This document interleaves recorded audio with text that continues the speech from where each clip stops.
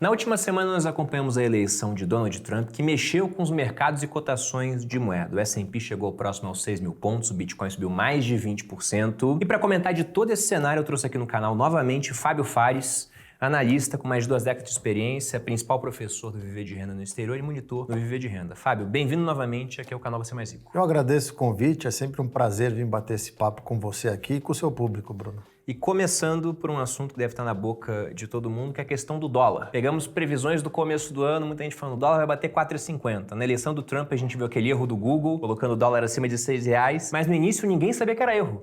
Eu, quando olhei aquilo, por exemplo, estava numa palestra, olhei a cotação, estava 6,12. Eu só pensei, meu Deus, mas não pensei, tá errado. Meio que a gente esperava esse movimento de fortalecimento do dólar contra as moedas no mundo, inclusive contra o real. Eu queria saber, na sua opinião, quando que o dólar desandou aqui no Brasil? Ou se você acha realmente que esse pacote Trump, ele tem essa premissa de que o dólar vai ser uma moeda mais forte ao longo do governo por conta de, teoricamente, uma inflação mais alta lá devido ao protecionismo, que vai levar a juros mais altos? Eu queria ouvir tua opinião. A gente tem, o real andou na frente. Então, assim, óbvio que para todo mundo foi uma surpresa no dia da eleição, quando se concretiza a vitória do Trump, o dólar se fortaleceu frente a todas as moedas e o real se valorizou frente ao dólar. Mas a gente já vem descasado, entre aspas, tanto o Brasil quanto o México, pelos mesmos motivos, já vem descasado do resto das moedas por causa de problemas internos. Não problemas, obstáculos internos que ainda o mercado não tem clareza. Fiscal no Brasil e no México o governo com aquela política de trocar o Supremo Tribunal deles, mudaram várias regras, gerou uma desconfiança. A gente costuma falar, e a gente já conversou aqui sobre isso, que é o famoso compra no boato, realiza no fato. Realmente, no dia da eleição, o que mais me impressionou em relação ao real foi que o Google errando na cotação e ninguém surpreso, porque também tinha a ancoragem das outras moedas se desvalorizando. E o real já está, né, como você falou, no começo do ano, tinha o bonde do 4,50, o bonde do 4,20, a gente está agora em 5,77, 5,78. Então, foi totalmente ao contrário, mas muito porque também a gente tem desafios enormes internos com a história do fiscal, esse pacote de corte de gastos que era para ser anunciado há uma semana, agora parece que vai ser só depois do G20 e que isso gera uma tensão no mercado, porque nós vemos no mundo, e até os Estados Unidos está sendo questionado, que países alavancados com fiscal ruim vão sofrer. O mercado tem desconfianças, porque é insustentável. Por isso que a gente está onde está e eu ainda acredito que se vier um pacote que não agrade, que seja muito aquém daquilo que está se esperando, a gente possa arrumar, porque o dólar continua se fortalecendo contra outras moedas. Acho que o DXY já passou de 105 e na véspera da eleição estava em 102. Então é muita coisa. Sim, aqui no Brasil vamos lembrar que em termos de déficit nominal, ou seja, a diferença do resultado primário, aquilo que você arrecada menos o que se gasta, o gasto é maior que a arrecadação. Aí depois pro nominal você tem os juros da dívida, tá em mais de 1,1 trilhão nos últimos 12 meses. Então um resultado que ele vem pesando bastante, apesar dos sucessivos recordes de arrecadação que o nosso governo registrou. Volta mais rápida atrás de volta mais rápida, de janeiro até agora, todo mês foi com recorde de arrecadação. E mesmo assim, o Brasil ele não consegue gastar menos do que ganha. Agora, pegando os Estados Unidos, a eleição do Trump, surpreendeu muita gente, porque a narrativa que havia na mídia, nas pesquisas, é que seria algo muito apertado, que o Trump poderia ter uma ligeira vitória por conta do sistema de colégios eleitorais, mas muita gente acreditava que no voto popular ele ia perder. E no final ele levou no colégio, levou no voto popular, os republicanos levaram as duas casas. O que justifica, na sua opinião, que mora lá fora, no Texas, essa onda pró-Trump? Não é uma onda pró-Trump, né? O Trump era só o candidato republicano. Vamos lembrar, e a gente conversou sobre isso em julho desse ano aqui no seu canal e também, se eu não me engano, quando eu vim em janeiro ou março. Eu sempre falei para todo mundo, quem não mora nos Estados Unidos, olha o S&P fazendo máxima histórica atrás de máxima histórica, e só esse ano foram mais de 50 máximas históricas do S&P,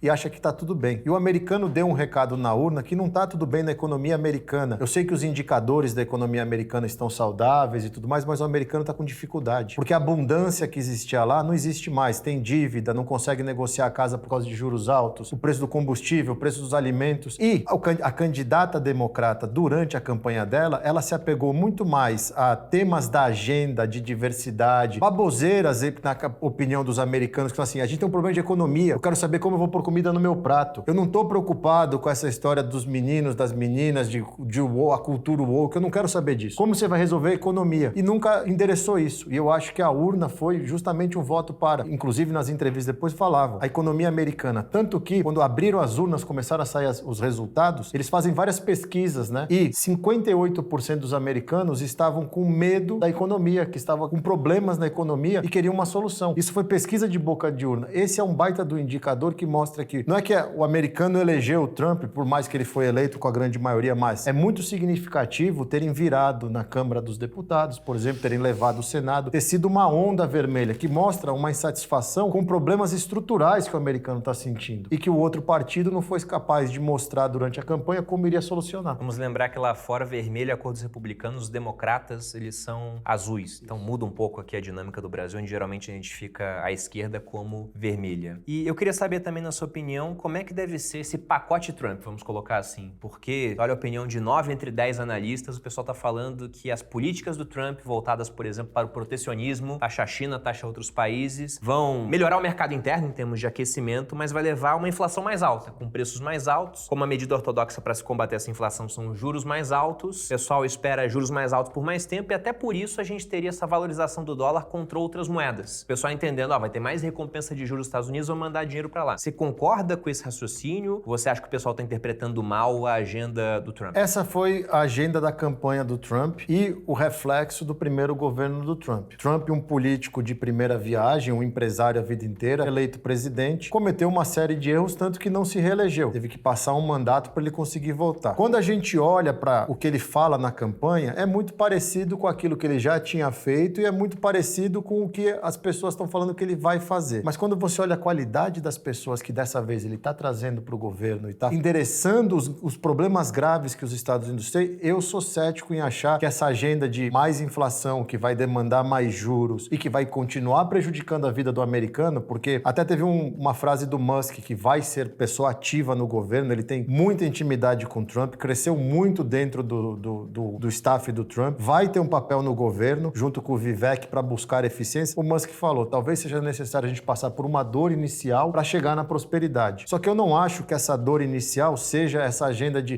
vamos ter juros mais altos. Para quem está assistindo entender, antes da eleição, o mercado tinha a taxa terminal de juros americana neutra, quando o Fed fosse parar o ciclo de baixa, entre 2,75% e 3%, com uma inflação próxima da meta, entre 2%, 2,20%, levemente acima da meta. Com a eleição do Trump, o mercado hoje precifica uma taxa terminal entre 3,5% e 4%, hoje a gente já está entre 4,5% e 4,75%, ou seja, só mais 2 cortes, e uma inflação rodando próxima de 3%. Hoje a inflação já está em 2,30% e alguma coisa, 2,40%, em queda ainda. Eu acho que o Trump foi eleito, tá claro, né? Eu não acho, eu vejo que ele foi eleito para resolver isso, porque os americanos querem uma solução para a economia. Ajustes serão feitos, e uma das coisas que ele vai fazer, porque o Musk e o Vivek já têm um mandato, é diminuir a máquina. E essa máquina, como no Brasil, nos últimos anos, cresceu demais. E deve existir uma série de ineficiências. Então, deve vir um pacote de austeridade fiscal. Essa história de tarifa, Bruno, você sabe muito bem que na campanha você joga lá para sua plateia. Mas quando você senta na mesa para negociar com uma China, com uma Europa, as coisas têm que se encontrar um meio do caminho. Porque, por mais que os Estados Unidos e a China disputem a hegemonia global e tudo mais, um precisa do outro. Eles precisam coexistir. Não vai um acabar com o outro. Então, eu teria um pouco de calma com essa achado todo e vamos ver outra coisa. Vai ser tão ruim assim, mas essa empina máxima histórica ainda, porque juros altos com inflação é ruim para a Bolsa. Sim, deveria trazer o ativo de risco para baixo. Exato. Eu li um livro do Trump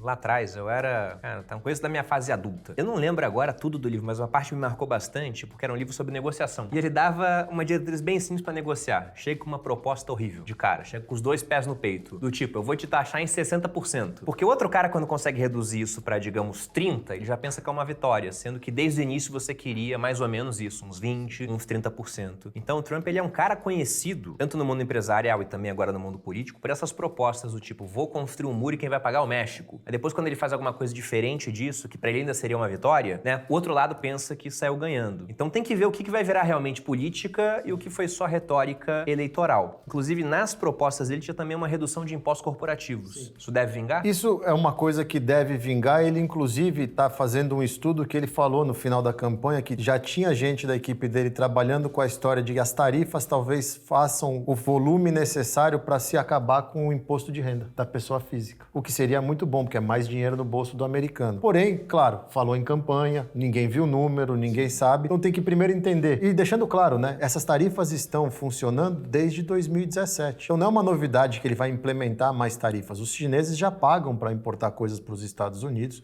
para exportar, desculpa, coisas para os Estados Unidos, já faz muito tempo. É só uma questão, ele quer aumentar tarifas e quer colocar tarifa na Europa também de 10%, uma coisa assim. Tudo em política a gente tem que esperar as pessoas sentarem na mesa, porque foi o que você falou. Uma coisa é o que eu falo na campanha e a ancoragem lá em cima ajuda, porque na hora da negociação você fala, tá bom, então vamos só 30%, ambas as partes estão felizes e eu consegui o que eu queria, aumentar um pouco da tarifa e trazer esse dinheiro para resolver o problema. Por quê? Por mais que o S&P esteja na máxima histórica, por mais que a gente esteja vendo o dólar se valorizando, a dívida americana acima de 35 trilhões de dólares. E se o mercado tiver certo sobre o programa do Trump, ainda geraria um déficit de 7,5 trilhões, é insustentável. E a hegemonia americana começa a ficar em jogo porque hoje ela investe 1 trilhão de dólares por ano em defesa. Tem que cortar isso daí porque o dinheiro não se multiplica. E essa demanda por dólar, com China comprando ouro, Índia comprando ouro, Japão comprando ouro, talvez não seja tudo isso que a gente imagina. Inclusive porque desde a pandemia, a dívida americana está sendo rolada em títulos curtos, né? Tanto que o Buffett aí, só ele tem 380 bi de T-bills, que são até um ano. Piorando bastante o perfil da dívida, então. Muito encurtada. Esse é um ponto interessante, tem até aquela conhecida lei de Ferguson, que diz que uma potência que gasta mais dinheiro no serviço da sua dívida em comparação à defesa não vai ser uma potência por muito tempo. Então, é um ponto de preocupação. E eu já queria entrar agora na situação de Brasil também, porque você citou China, Europa. E como é que você acha que vai ser a relação do governo Trump com o governo Lula durante mais esses 2 anos, sendo que o Lula tem sido vocal em vários encontros internacionais na defesa de um uso alternativo na negociação de outras moedas, uma moeda dos BRICS, por exemplo, e para deixar de usar o dólar. Como é que o Trump vai ouvir esse tipo de proposta? Será que a gente corre o risco, por exemplo, de ser taxado especificamente por conta disso, de ter negociações com mais atrito com os americanos? Ou você acha que não, que no final, como eles não querem comprar da China, vão acabar comprando mais da gente, por exemplo? Eu acho que a relação Lula-Trump, ela começa bem estremecida. Não só por isso, mas também porque o Lula não só abertamente apoiou a Câmara, como chamou o Trump de nazista. E essa reportagem repercutiu forte lá nos Estados Unidos, em vários sites e dentro da equipe do Trump. Então, assim, o Trump é um cara que tem um ego, né? E você não quer abalar muito esse ego quando você precisa ter boas relações com ele. E vamos lembrar que do lado do Brasil tem um país que tem um cara lá que o Trump admira muito, que apoiou o Trump, que foi lá fazer coisas com o Trump, participou de eventos com o Trump, que é o Milena Argentina. Então, se há alguém que larga na frente com boas relações, é a Argentina. Diplomacia sempre tem que existir. Agora também tem que entender qual é a vontade do Brasil em ter essa relação. Há 2 dias atrás, o presidente Lula acenou que tem que tratar como democrata, comparou que ele teve boas relações com o Bush lá atrás e tudo mais, e que ele está sempre aberto para conversar. Mas como a internet é eterna, tem lá ele chamando o cara de nazista, e isso é meio forte. Eu não sei o quão forte é. Não, pro Trump com certeza é, que o Lula já chamou o Alckmin de nazista. Agora o Alckmin é o vice do Lula, né?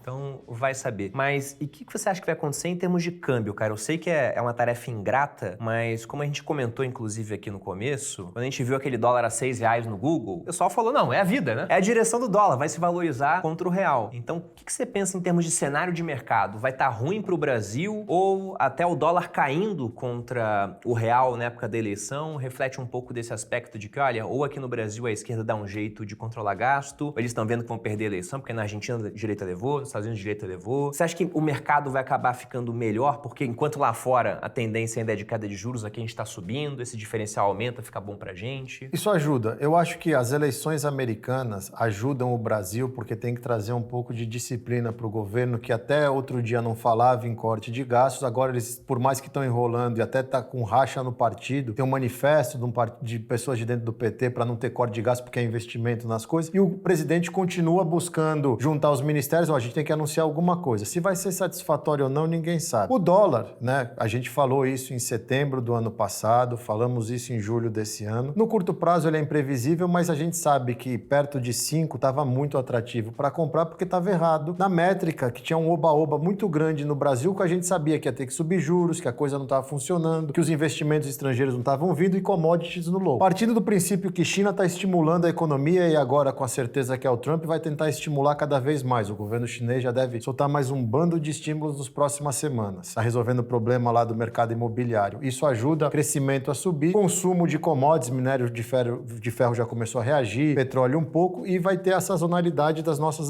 commodities agrícolas. Mas É aquela coisa, Bruno, no curto prazo a gente vai voltar para o quê? Uns 5,50 com muito otimismo, 5,40. A gente sabe que isso passa. E no futuro, enquanto a gente não crescer consistentemente com menos inflação, a tendência é o real desvalorizar. Eu falo isso todos os dias, eu advogo que as pessoas não têm que pensar no dólar agora. O que eles têm que entender é que se o Brasil não fizer reformas estruturais e elas não vêm nem no governo A nem no governo B, porque senão eles não se reelegem, a gente não vai mudar a dinâmica da nossa moeda. Ela pode não chegar a 6 amanhã, mas ela vai chegar a 6 em algum momento, depois ela vai chegar a 7, vai chegar a 8, e quando a gente olhar, a gente vai falar, nossa, meu dinheiro já não vale mais nada, porque como a moeda se comporta. Cresce menos com mais inflação perante outro país, outra moeda, você vai se desvalorizar no tempo. Para o brasileiro, é aproveitar as oportunidades e eu quero dolarizar um pedaço do meu patrimônio porque eu entendo que eu tenho que preservar meu poder de compra. Quanto eu quero ter lá fora? 20, 30, 40%? Compra todo mês. Não se importa com o câmbio, porque também uma dificuldade que o brasileiro tem de entender é você não está comprando dólar, você está comprando dólar para investir em ativos geradores de caixa em dólar. Então não é só, eu só vou comprar dólar, eu vou perder para Selic. Não, você vai comprar dólar e investir no mercado de renda variável americana, vai investir em empresas globais. Renda fixa, que fique claro também, renda fixa no mundo civilizado não é investimento, é preservação de capital. Então, a não ser que você tenha objetivos de curto prazo ou seja extremamente conservador, você não usa renda fixa. No longo prazo, o que te rentabiliza o dinheiro e te traz segurança é a renda variável. É que no Brasil a gente não teve longo prazo ainda. Nossa bolsa é jovem. Isso que você falou da questão da renda fixa até me remete àquela velha pergunta que eu sempre me faço na hora de alocar capital. O que eu prefiro? Real mais 6,5. Aliás, real não, né? Inflação em real mais 6,5 ou dólar mais 4. Esse ano dólar mais 4 tá dando na conta de padaria 24%. Então, ter essa chance de poder pegar uma correção em moeda forte mais uma taxa de juros que é a maior que eu já vi na minha vida nos Estados Unidos, eu considero muito interessante. Isso só pensando em renda fixa, como você disse, é algo mais para preservar. Você pega o mercado de renda variável, ou comprar um ETF de S&P, esse ano em reais tá dando quase 50%. Então, realmente é muito atrativo. Até aproveitando esse gancho, Fábio, fala do Viver de Renda no Exterior, qual que é a proposta, porque o curso está aberto agora para iniciar a 6ª turma. Isso, a gente começa a 6ª turma agora, a gente abriu o carrinho esses dias e a proposta do Viver de Renda no Exterior é justamente esse, ensinar o brasileiro, seja ele residente fiscal no Brasil, seja ele residente fiscal em qualquer outro lugar, a investir em moeda forte com foco no longo prazo. Construção de patrimônio, o que é que o americano faz? Desde quando ele começa a trabalhar, ele começa a investir um pedaço do patrimônio dele para lá na frente não depender de ninguém, porque a gente está vendo, o governo americano 35 trilhões de dívida, a gente não sei quantos... O governo tem dívida, ele não vai conseguir sustentar todo mundo. Então a gente no Viver de Renda no Exterior pega na mão do aluno, ensina ele a importância de investir, ajuda ele a traçar o perfil dele, traçar um plano dele de como ele quer chegar lá na frente, mostra os caminhos de que corretor usar, como investir, que produtos ele pode investir, como faço a gestão do meu patrimônio e no final a gente olha aquela parte que ninguém gosta, mas você vai pagar esse tipo de imposto porque você mora no Brasil, esse tipo de imposto se você mora nos Estados Unidos, na Europa, e você vai ter todo o caminho das pedras para poder investir por conta própria e lá na frente ter uma renda proveniente dos seus investimentos para curtir seu futuro. E um grande diferencial do curso é que, por exemplo, o brasileiro que mora fora do Brasil, deu sua saída fiscal ou pretende fazer isso, geralmente ele fica meio órfão nessa situação dos impostos. Ele não sabe como funciona e até deixa de investir por conta disso, com medo de ser bitributado aqui no país e também fora, ou por não entender a tributação, cometer algum tipo de delito lá fora. Viver de Renda no Exterior já passaram alunos de quantos países? Mais de 60. Mais de 60 países e todos aprenderam um caso específico dos impostos para aquele país. Mas eu sou de um país que nunca foi. O Fábio vai pegar a equipe dele e vai ver, o imposto para você é desse jeito. E te entregar para que você possa estar a par das suas obrigações. Para quem quiser fazer parte, tem um link aqui na descrição, você pode entrar na turma 6. E aí você falou de investir lá fora em ativos geradores de caixa, mas acho que a gente não pode deixar de explorar aqui a dinâmica de um ativo que não gera caixa, mas que se valorizou bastante desde a eleição do Trump, foi mais de 20% de subida, que é o Bitcoin. O quanto você acha que realmente é retórica eleitoral para se eleger e o quanto daquilo que o Trump falou, do tipo, o futuro do Bitcoin vai ser nos Estados Unidos, eu vou preservar o direito de autocustódia, eu vou montar uma reserva estratégica em Bitcoins, o quanto disso deve acontecer de fato? Não, eu acho que deve acontecer, porque o Trump ele tem muitas pessoas ao redor dele que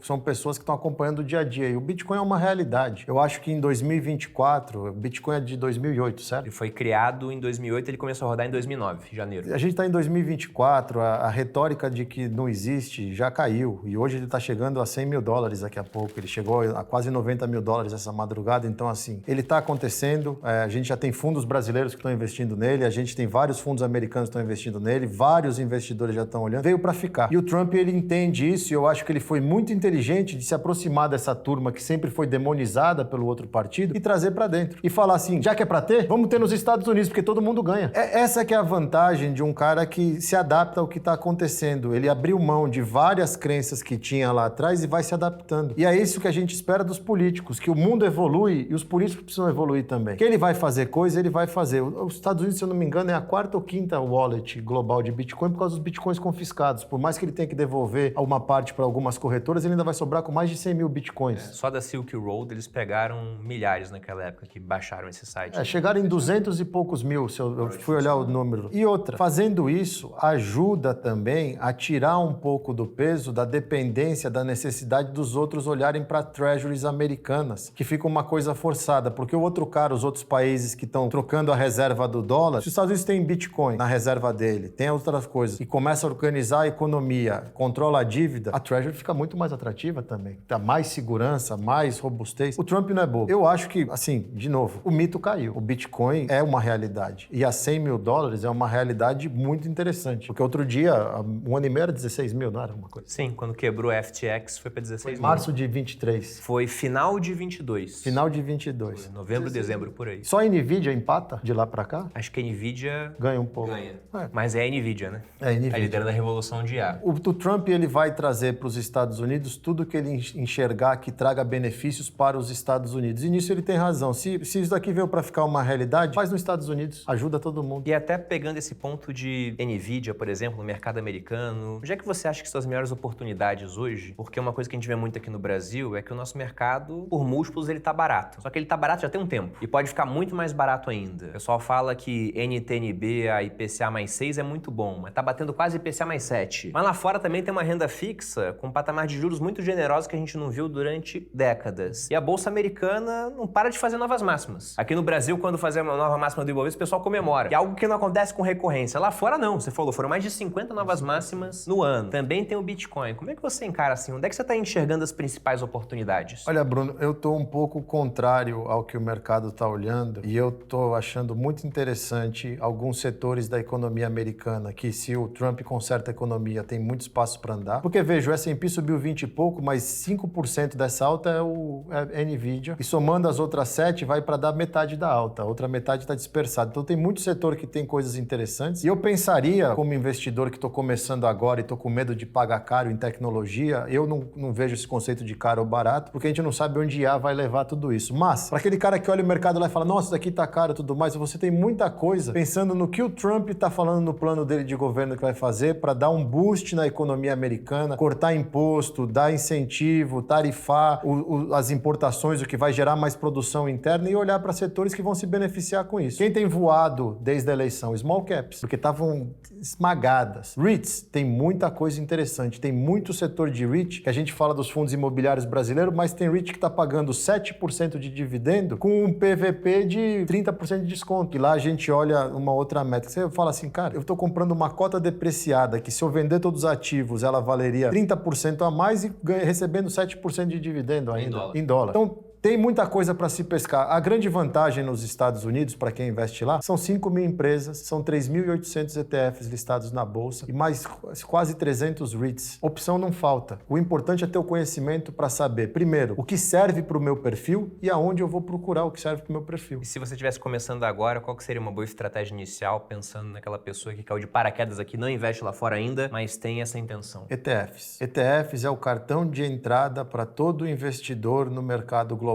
porque ele te faz com pouco, muito, te traz a segurança de estar diversificado. Com um ativo você tem 10 mil empresas. Então te ajuda a começar a navegar, inclusive porque o mercado americano, você concorda comigo, que é extremamente eficiente. Sim, muito. Então a gente está partindo do princípio que tudo que a gente está esperando já está no preço dos ativos. É melhor então ir no ETF, porque na premissa errada, se tudo cair, o ETF vai se estar diversificado, se cair um setor de tecnologia você vai ter outras coisas, e ele te ajuda a ir entendendo que o que premia é o longo prazo, não é o amanhã, é o lá na frente. Então ele te ajuda aí criando esse senso de longo prazo. Lá fora eu invisto só por ETFs, tenho a mesma cabeça do Fábio, porque é um mercado que só de americano tem mais de 150 milhões de investidores, fora os brasileiros, colombianos, argentinos, América Latina toda, Europa, África, Ásia, Oceania, com o IA, com algoritmo, com estagiário ganhando 20 mil para trabalhar em Wall Street. Então eu acho que seria muita arrogância da minha parte achar que eu vou sentar numa hora da semana que eu tenho livre para ver o mercado americano e ver, agora eu vou ganhar do S&P. Eu não sou capaz disso. Aqui no Brasil, como o mercado é muito ineficiente, poucos participantes, menos informação, os participantes não têm tanto poder de interpretar corretamente a informação, eu ainda faço meu stock picking, mas eu sei que é algo temporário. Com o tempo, acho que isso vai acabar, eu vou investir aqui também através de ETFs. E lá fora, se o cara faz o básico do básico, compra ETF de S&P, esse ano tá dando quase 50%. Uma curiosidade, né? O mercado americano, desde o finalzinho de 23, virada de 24, ele tem mais investidores passivos, ou seja, em ETFs, do que de stock picking. Primeira vez na história que isso virou, tanto que hoje os ETFs valem 9 trilhões de dólares e estão ganhando cada vez mais adeptos, porque é o simples. Você tem que trabalhar, você tem que cuidar da sua família, fazer outras coisas. Você não vai ficar lendo balanço de empresa. Tem quem goste,